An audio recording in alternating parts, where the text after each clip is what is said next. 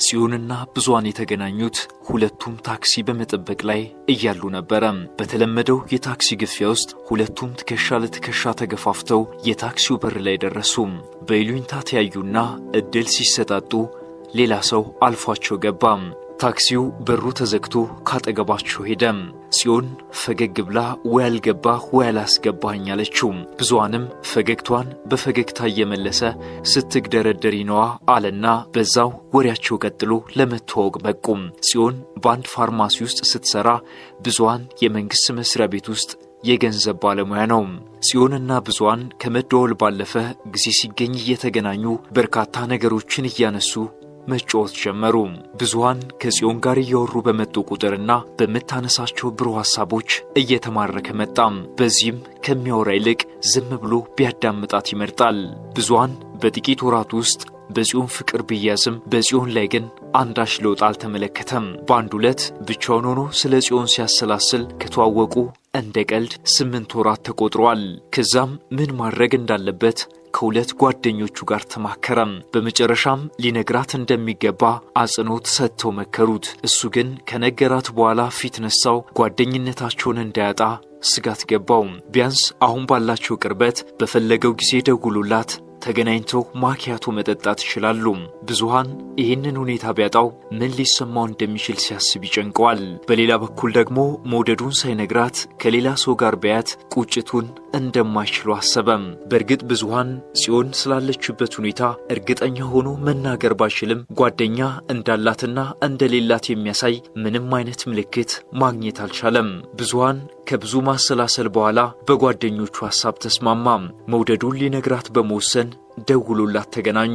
ከዛም ከብዙ ማመንታት በኋላ እንደምንም የልቡን ዘረገፈላት። ጽዮንም በዚህ ጉዳይ ላይ በዝርዝር እንዳትጠይቀኝ ብቻ የራሴ በሆኑ ምክንያቶች ፍቅረኛ እንዲኖረኝ አልፈልግም አለችው። በዛው ቅጽበት ከዚህ በፊት እየተቀባበሉ የሚያወሩት ወሬ ዛሬ ባጭሩ አለቀባቸው። ሁለቱም በየፊናቸው በሐሳብ ጭልጣሉ። ብዙሃን በሁኔታው በመደናገጥ እሺ ንጹህ ጓደኝነታችን ይቀጥላል አይደል ሲል ጠየቃት። ጽዮንም በአዎንታ አንገቷን ብቻው ዘወዘች። ብዙሃን ውስጡ መረጋጋት አልቻለም። ፊቱ ላይ ድንጋጤ ይስተዋልበታል። ጽዮንም እንሂድ አይደል አለችና ሞባይሏ ላይ ሰዓቷን ተመለከተች። ብዙሃን ከዚህ በፊት ገና ነው ትንሽ እናውራ ብሎ ይሞግታት ነበረ። ዛሬ ግን በደመ ነፍስ እሺ እንሂድ አለና ብድግ አለ። ከዛች ዕለት በኋላ ብዙሃን ጽዮንን እንገናኝ ሲላት የተለያዩ ምክንያቶችን እየደረደረች ቀጠሮን ታራዝምበት ነበረ። ከብዙ ጉትጉታ በኋላ ቢገናኙም ጽዮን ግን ሰበቦችን እየፈጠረች ካልሄድኩ ትለው ነበረ።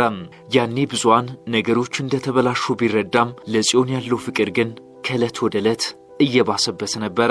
ጽዮን በሂደት ስልኩንም እስካለማንሳት ደረሰች። ብዙሃን በፊትም የሰጋለት ጓደኝነታቸው አደጋ ላይ እንደወደቀ ሲረዳ መራራው የሕይወቴ ክፍል አሁን ጀመረ ማለት ነው አለ ለራሱ።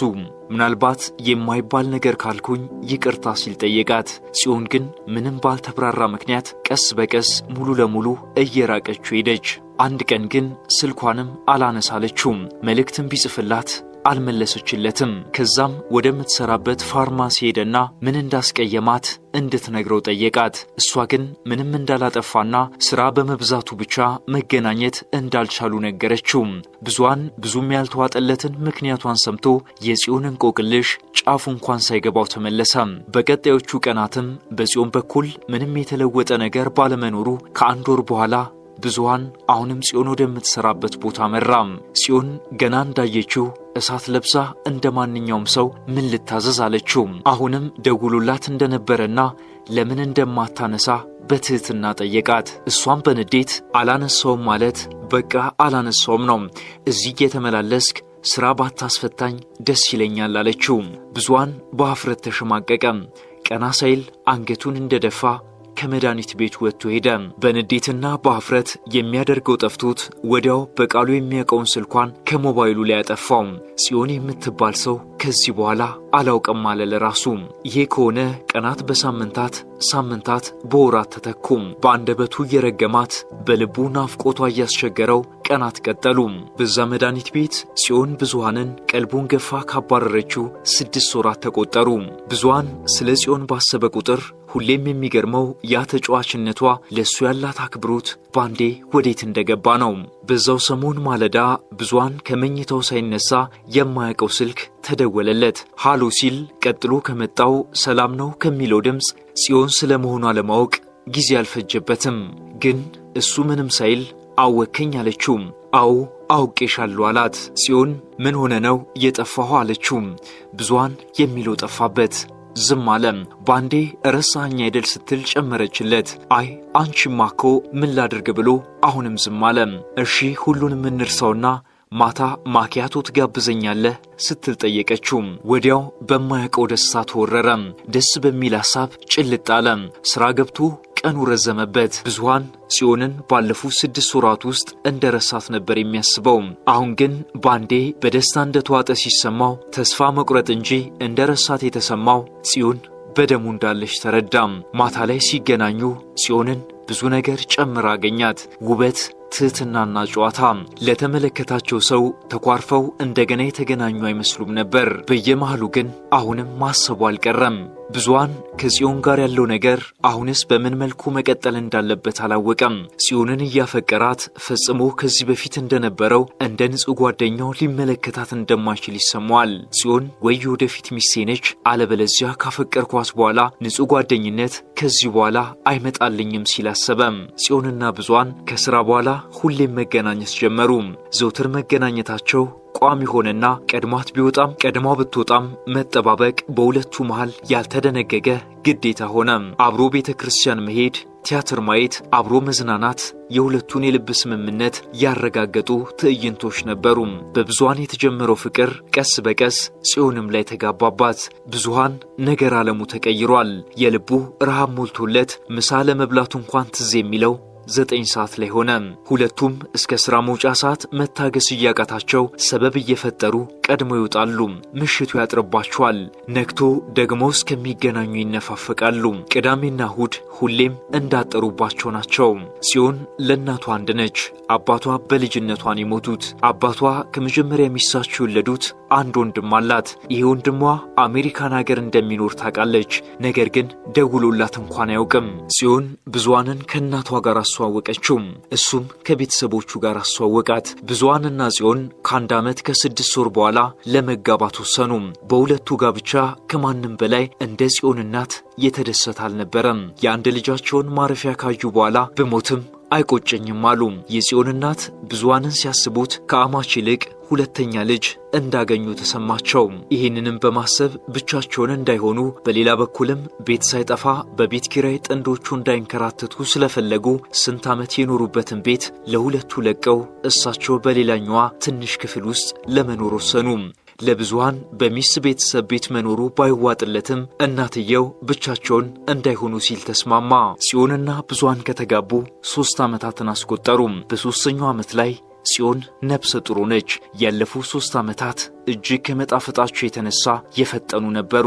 3ኛ ዓመታቸው ላይ የትነሽ ብሏት የማያውቀው ወንድሟ አዲስ አበባ ገብቻለሁ ላገኝሽም እፈልጋለሁ አላት። ጽዮን ብዙም ሳትደነቅ እንኳን ደህና መጣህ አለችው። ወንድሟ በማግስቱ በነገረችው ምልክት መሰረት ሰፈር ድረስ መጣ።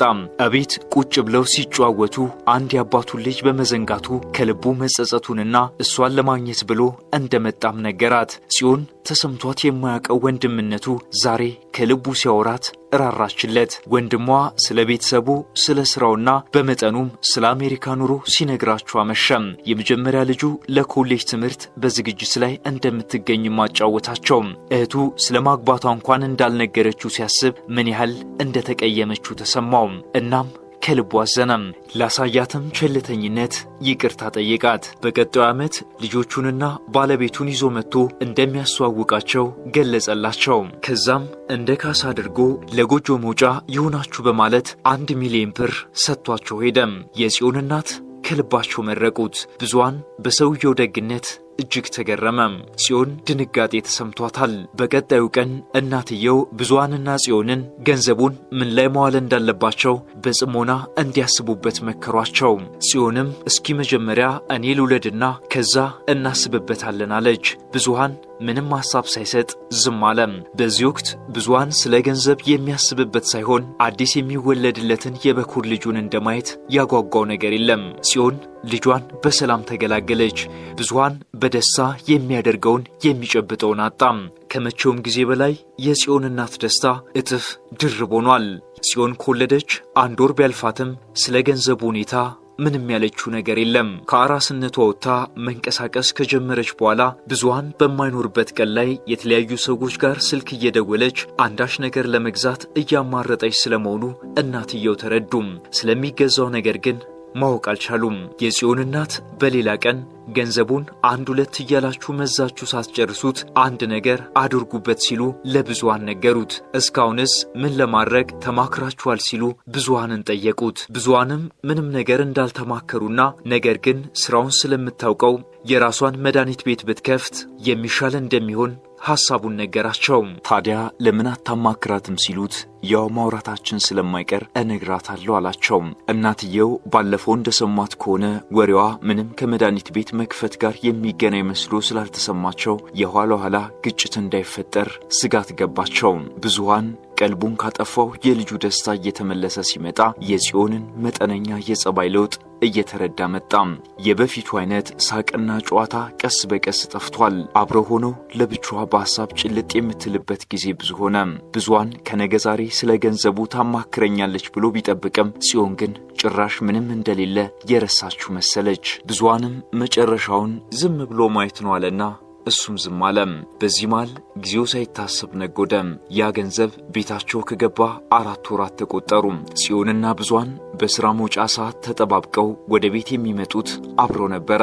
ከቅርብ ጊዜ ወዲህ ግን ሲደውልላት ወደ ቤት እንደሄደች ትነግሯለች። አንዳንዴ እቤትም ደርሶ አያገኛትም። ብዙሃን አንዳች ከሱ የተደበቀ ነገር እንዳለ ሲሰማው ችግር አለ ወይ ሲል ጠየቃት። የምን ችግር ስትል መልሳ ጠየቀችው።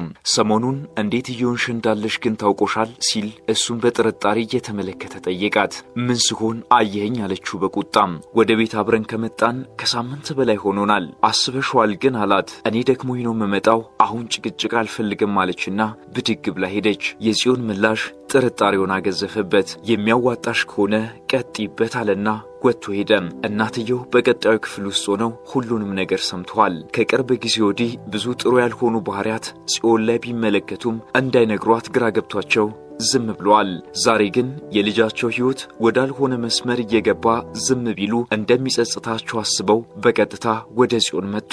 ልጄ ዛሬ ማውራት አለብን አሏት። ቆጣ ብላ ምንድነው የምናወራው አለቻቸው። እስኪ መጀመሪያ ተረጋግተሽ አናግሪኝ፣ ምንም ብሆን እናትሽ ነኝ ሲሉ ተቆጧት። በኃይለኝነቱ ካንቺ በልጣለው፣ እንዴት አድርጌ እንዳሳደግኩሽ ታውቂያለሽ፣ ዛሬም እናትሽ ነኝ ስሚኝ አሏት። ያ ገንዘብ እዚህ ቤት ከገባ ጀምሮ ማንነትሽ ተቀይሯል። ዛሬ ባለማስተዋል የገፋሽውን የዚህን ቤት ፍቅር በኋላ አልቅሰሽ አትመልሹም አሏት። እናቴ ምንድነው የምትይኝ? እሱ በዚህ በኩል ይነተርከኛል፣ አንቺ ደግሞ በሌላ በኩል። ቆይ ምንድነው ይሄ ገንዘብ የምትሉት? ገንዘቡ እኮ የሁላችንም ነው፣ ግን ገንዘቡን በማግኘታችን ሁለታችሁም ደስተኛ አትመስሉም አለቻቸው። እናትየው ደነገጡም። ጽዮን በማግኘቴ ተመቀኘሽኝ እያልሽኝ ነው ሲሉ ደማቸው ፈላ። እኔ እንደዛ ላልኩም አለቻቸው። እሺ ጥሩ እግዚአብሔር ይስጥሽ አሉና ተነስተው ወደ ክፍላቸው ገቡ። ብዙሃን ያለ ልማዱ 3 ሰዓት ድረስ አምሽቶ መጣ። ልጁን ከተኛበት ግንባሩን ሳመውና ምንም ሳይናገር ገብቶተኛ። ብዙሃን ጫማውን ሲወልቅ የሰማችው ጽዮን መኝታ ቤት ገብታ እራት አትበላም ስትል ጠየቀችው። አላስፈለገኝም አላት። ምንም ሳትናገር ወደ ሳሎን ተመለሰች። ብዙሃን በተኛበት በሐሳብ ተጠመደ። በአንድ በኩል ጽዮንን ከራሱ በላይ አምናታል፣ በሌላ በኩል አንዳች ከሱ የተደበቀ ነገር እንዳለ ሳይወድ በግዱ እንዲጠረጥር ሆኗል። ነገር ግን ለመወያየት እንኳን ጽዮን አመሏ ከፋበት። በእናቷ ቤት ውስጥ መኖሩ በራስ መተማመኑን አሳጣው። በማግስቱ ቀኑ ቅዳሜ ነበረ። ብዙሃን እቤት ሲውል ጽዮን ግን ወደ ስሯ ሄደች። 5 ሰዓት አካባቢ በር ተንኳኳ። ወደ በሩ ሄዶ ከፈተው። 2 ሰዎች ነበሩ። ጽዮን አለች ሲሉ ጠየቁ። ብዙሃንም ስራ እንደሄደች ነገራቸውና ለምን እንደፈለጉ አጠየቃቸው። ሰዎቹም ስራውን ጨርሰናል፣ የተወሰነ ክፍያ ይቀረን ነበር አሉት። ብዙሃን የምን ስራ ነው ሲል ጠየቃቸው። የግቢ በር ሰርተንላት ነበር አሉት። ያሉበትን ግቢ በር ተመለከተ። ምንም የተሰራ ነገር የለም። እንደገና ፊቱን ወደ ሰዎቹ መለሰና የምን ግቢ ነው ሲል ጠየቃቸው። ወደ ጣፎ የግቢ በር ሰርተንላት ነበር አሉት። ብዙሃን አሁን ገባው። ታዲያ ለምን አትደውሉላትም አላቸው። ሞክረውላት ስልኳ እንዳልሰራላቸው ነገሩት። እስኪ እንደገና ሞክሩላት ሲላቸው አንደኛው ሰው ስልኩን አውጥቶ ደወለ። አሁን ይጠራል አለና እስከሚነሳ መጠበቅ ጀመረ። ጽዮንም ስልኩን አነሳችና ሲሚንቶ በቃችሁ ብረቱስ እያለች ጽዮን ስትጠይቃቸው ለብዙሃን ይሰማው ነበረ። የምትሰራበት ቦታ ሄደው ገንዘቡን እንደምትሰጣቸው ነግራቸው ሰዎቹም ብዙሃንን ተሰናብተው ሄዱ። ብዙሃን እናቷ የሚያውቁት ነገር ይኖር እንደሆነ ሊጠይቃቸው ወደ ክፍላቸው ሲሄድ አልነበሩም። ብዙሃን እያለ እንደሌለ መቆጠሩ ክብረ ነክ ሆነበት። ጽዮን ሳትነግረው ቦታን ያህል ነገር ገሳለች። ተሰምቶት የማያውቀው የመናቅ ስሜት አደረበት። ብዙሃን ወጥቶ ሄደ። ማታ 1 ሰዓት ላይ ወደ ቤት መጣ። ጽዮን አልነበረችም። ደወለላት። እየመጣች እንደሆነ ነገረችው። ብዙሃን ስሜቱ ድብልቅልቅ አለ። በየደቂቃው ስሜቱ ይለዋወጣል። ያሁኑ ብስጭቱ ቅናትም ተጨምሮበታል። ከሱ የተደበቀውን ነገር ከማወቁም በተጨማሪ ቅናትም አድሮበታል። ጽዮን እቤት እንደገባች ባቢ ያለቀሰ እንዴ ስትል ጠየቀች። በትዝብት እየተመለከታት አላለቀሰም አላት። ልጇን አብራቸው ከምትኖረው ያክሷ ልጅ ላይ ተቀብላ ፊት ለፊት ካለው ሶፋ ላይ ቁጭ አለች። ብዙሃንም በቀጥታ ቀን ላይ 2 ሰዎች ፈልገውሽ ነበር አላት። የምን 2 ሰዎች አለችው ደንገጥ እያለች። ጣፎ የበር አጥር ሰርተን ነው ቀሪ ክፍያ አለን ነው ያሉት። ጣፎ የምን አጥር ነው የሰሩት ሲል ጠየቃት። ጽዮንም አንዴ ከታወቀ አይቀር በሚል አዎ ወደ ጣፎ አንድ ቆንጆ ቦታ ማርታስ በርካሽ እንዳለ ስትነግረኝ ካጎቴ ጋር ሄደን ቦታ ገዛውበት ካለ በኋላ በእርግጥ ሰርፕራይዝ ላደርግ ነበር የፈለኩት፣ ከሰማኸው ግን በቃ እሱን ነው አለችው። ብዙሃን በንዴት ደምስሩ እየተገታተረ በጣም ሰርፕራይዝ አደረግሽኝ አላት። አታየኝም በደስታ የምለው ሁሉ ጠፍቶብኝ እኔና አንቺ አንድ ቤት ገባን እንጂ እንዳልተጋባን በተግባር ስላሳየሽኝ አመሰግናለሁ። ከምንም በፊት የነበረንን ብታስቢ ጥሩ ነበር። ለማንኛውም እሻለና ተነስቶ ወደ መኝታ ቤት ተራመደ። ኤውልቡዜ ብላ ገና ሳትጨርስ ብዙሃን ጥሏት ገባ። ብዙሃን በማለዳ ተነስቶ ልብሶቹን በሻንጣ አሰናርቶ ሊወጣ ሲል የት ልትሄድ ነው አለችው። አይመለከትሽም አላትና እርምጃውን ቀጠለ። ተነስታ ሻንጣውን ያዘችው። ቀስ ብሎ ግን እጅግ በጠነከረ ቃል እናትሽን እንዳንረብሻቸው ልቀቂኝ አላት። ጽዮን እጇን እያጠበቀች እኮ ንገረኝ የት ልትሄድ ነው አለችው። ብዙሃን ክንዱን መንጭቋት ቀስ ብሎ ሻንጣውን እየጎተተ ከግቢ ወጣ።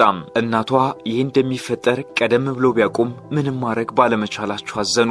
ብድግ ብለው ወደ እነሱ መጡ። እባካችሁ ተወያዩ፣ ተነጋገሩ፣ ሰው አይስማን አሉ። ብዙሃን ግን ዞር ብሎ ተመለከታቸውና እናቴ ከዚህ በኋላ አልችልም አላቸው።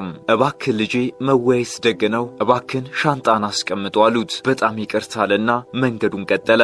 ብዙሃን ከግቢ እስኪወጣ ድረስ ጽዮን ቆማ ተመለከተችው።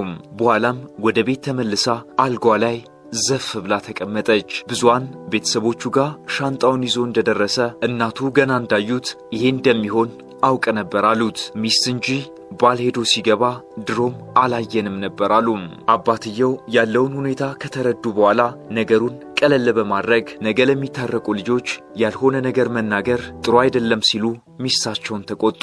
ብዙሃን ግን መቼም ቢሆን ከጽዮን ጋር መታረቅ እንደማይፈልግ አማሮ ተናገረ። አባትየው ብዙሃን አሁን ባለበት ስሜት የሚናገረው ሁሉ የሚጠበቅ በመሆኑ ለጊዜው ምንም ሊሉት አልፈለጉም። ከጥቂት ቀናት በኋላ ስለ ጸባቸው መነሻ ምክንያት እንዲነግራቸው አባትየው ጠየቁት። ሁሉንም ነገር ነገራቸው። ደውለው እሷንም ጠየቋት። ያደረገችው ነገር ሁሉ በክፋት ለልፋት ሳይሆን ለጋራ ጥቅም መሆኑን ነገረቻቸው። አባትየውም የብዙሃንን ምሬት ሲያዩ ራሳችሁ ፍቱት ብለው ዝም አሉ። ጽዮን ብዙሃን ንዴቱ ሲበርድለት እደውልለታለሁ ብላ በጣት ለሚቆጠሩ ቀናት ዝም አለችው። በኋላ ደወለችለት፣ አያነሳም። መልእክትም ጻፈችለት፣ አይመልስም። ይባሳልና ስልኩን አጠፋባት። ጽዮን ግራ ሲገባት እናቷ የመፍትሄ ሐሳብ እንዲያቀርቡላት በመፈለግ አማከረቻቸው። ጽዮን ባደረገችው ነገር እናቷ አንጀታቸው እያረረ ሄደሽ ይቅርታ ጠይቂው አሏት። ጽዮን ግን እሺም እምቢም ሳትል ዝም አለች። ብዙሃን ከቤት ወጥቶ ከሄደ 1 ወር ሞላው። እናቷ አሁንም እንዳኮረፏት ነው። ካንገት በላይ ብቻ ያወሯታል። የጠየቀቻቸውን ባጭሩ ይመልሱላታል። የእናቷን ኩርፊያ የተረዳችው ጽዮን ለብቻዬ በጭንቀት ላብድ እየደረስኩ ያየሽኝ እንዴት ይባስ ብለሽ ታኮርፊኛለሽ ስትል በለቅሶ አንባረቀችባቸው። እናቷም በብስጭት ነገሩን ሁሉ እንዳልሆነ ካደረግሽው በኋላ እኔን ምን አድርጊ ነው የምትይኝ ሲሉ ጮውባት። ጽዮንም በእልህ ስሜቷን ሁሉ ዋጥ አደረገች። እልዋ ሊገለጥላት የነበረው ችግሯን መልሶ አዳፈነባት። ፊቷን አዙራ በማይሰማ መልኩ ሁላችሁም የራሳችሁ ጉዳይ አለች። ከዚህ በኋላ ለአንድ ራሴና ልጄ አላንስም አለች። ብዙሃን በአካል ሄዳ ይቅርታ ልትጠይቅ የነበራትን ሐሳብ በእልቶቹ በአንዱ ቀን እሁድ ወደ ገዛችው ቦታ ሄደች። ግቢው ትንሽ ቤት ያለችበትና ቦታውን የሸጠላት ሰው በጥቂት ቀናት ውስጥ ቤቱን ለቆ እንደሚሄድ ነግሯት ነበረ። ጽዮን ከቀናት በኋላ ስትሄድ ግቢው ተዘግቶ አገኘዋለሁ ያለችው ቤት እዛ ስትደርስ አልተቆለፈም ነበረ። ውስጥም ላይ የልጆች ድምጽ ተሰማት። የውጭውን በር ስታንኳኳ የማታውቀው ሰው መጥቶ አቤት አላት። እገሌን ፈልጌ ነበር ስትል የሸጠላትን ሰው ስም ነገረችው። ሰውየው እንደዚህ የሚባል ሰው እንደማያውቅና ያከራዩት ትልቅ ሴትዮ መሆናቸውን ይነግራታል። ጽዮን የሸጠላት ሰው ጋር ደወለች። ስልኩ አይሰራም። አከራይ የተባሉት ሴትዮ ጋር ስልክ ተቀብላ እዛው ደወለችላቸው። በኋላም ሴትዮዋም ቤት የሚባል ነገር እንዳልሸጡ ይነግሯታል። ጽዮንም በድንጋጤ እየተርበተበተች የሸጠላትን ሰው ስም ትነግራቸዋለች። ሴትዮዋም እሱ ባለቤት ሳይሆን ለረጅም ጊዜ ቤታቸውን ተከራይቶ የኖረ ሰው ስለመሆኑ ይነግሯታል። ጽዮን በድንጋጤ እየተንተባተበች ካርታና ፕላን ሳይቀር እንደሰጣት ነገረቻቸው። ሴትዮዋም አሁኑኑ እንገናኝ አሏት። ጽዮን የምትይዝ የምትጨብጠውን አታ ያሉበት ድረስ ሄደች። ሴትዮዋም የባለቤትነት ማረጋገጫቸውን ካርታና ፕላን አሳዩአት። ጽዮን በድንጋጤ አፏ ደረቀም። በማግስቱ ጽዮንና አጎቷ ከሴትዮዋ ጋር ሆነው ማስረጃቸውን ይዘው የመሬት አስተዳደር ሄደው ሲያጣሩ ለጽዮን የሸጠላት ሰው መሬት አስተዳደር ውስጥ ከሚሰራ ሰው ጋር በመመሳጠር ሁለተኛ ካርታ በማዘጋጀት የቦታውን ባለቤት ሴትዮ ማስረጃዎች እንዳጠፋቸው ታወቀ። ሴትዮዋ ለዓመታት ግብር የከፈሉበትን ደረሰኛ ቀረቡ። ጽዮን ግን እጇ ላይ ካለው አዲስ ካርታና ፕላን በስተቀር ማስረጃ አልነበረም። ጽዮን እንባዋ ጉንጯን አቋርጦ ወረደ። አጎቷ አንገታቸውን ደፉ። ሁሉንም ነገር ለፖሊስ አመልክታ ወደ ቤት ገባች። ራስ ምታትና ትኩሳት ለቀቀባት። ከምንም በላይ ደግሞ በዚህ ክፉ ጊዜ ብቻዋን መሆኗ መከፋቷን አበዛባት። ቀናት ባለፉ ቁጥር ግን ያ እልህ የተጋባችበት ጊዜን ረገመች። ሳታስበው እጇ ላይ የገባው ገንዘብ ለጊዜው የልቧን ፍቅር ሰወረባት። ግማሽ አካሏን እንደ ጥላ ቆጠረችው። እውነተኛ ፍቅር መኖሪያው ነፍስና ደም ነውና ወጀቡ ሲያልፍ እንደገና ተገለጠላት። ጽዮን ወላጅ እናቷን ሳይቀር ፊት ስላስነሳት ጸባዋ ስታስብ ምን ያህል መለከፍ ውስጥ ነበርኩኝ ስትል ጸጸት በላት። ጽዮን ለገባችበት ችግር የመድኃኒት ቤት ባለቤቷ ወይንም አሰሪዋ ማርታ ትልቅ ድርሻ ነበረበት። ማርታ ወንዶች ላይ ባላት ከፍተኛ ጥርጣሬ በመነሳት ጽዮን ብዙሃን ላይ ፍጹም እምነት እንዳይኖራትና ወንድሟ የሰጣትን ገንዘብ በስሟ ማስቀመጥ ወይንም የሆነ ነገር በስሟ መግዛት እንዳለባት ደጋግማ ትመክራት ነበረ።